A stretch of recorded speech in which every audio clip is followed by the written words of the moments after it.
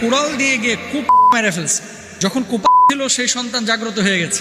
কয়েকটা দেওয়ার পরে কাউসার বাগমার আবার বলেছে বাবাকে, বাবা তুমি আমাকে আর মারো না, আমার শরীর দিয়ে রক্তক্ষরণ হচ্ছে, আমি আর নেশার জন্য টাকা চাবো না তোমাদের কাছে, আমি আর অত্যাচার করব না, তুমি আমাকে মাফ করে দাও।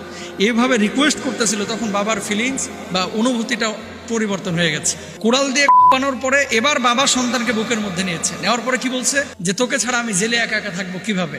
যখন বুকের মধ্যে বাপ নিয়েছে, দেখেন বাবা কিন্তু সেখানে রাগের বশবর্তী হয়ে কোপছে, কিন্তু তার ভালোবাসার উদ্রেক ঘটে গেছে। বাবা তো সন্তান, তো সে নারী ছেড়ে ধন বুকের মানে, বুকের সাথে যখন নিয়েছে ছেলেটার রূহটা বের হয়ে গেছে।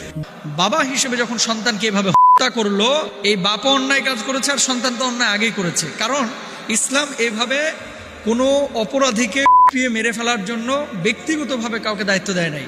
এটা সিদ্ধান্ত নেবে রাষ্ট্র, সিদ্ধান্ত নেবে ইসলামিক বিচারক যারা আছে, সিদ্ধান্ত যারা শরিয়া নিয়ে গবেষণা করে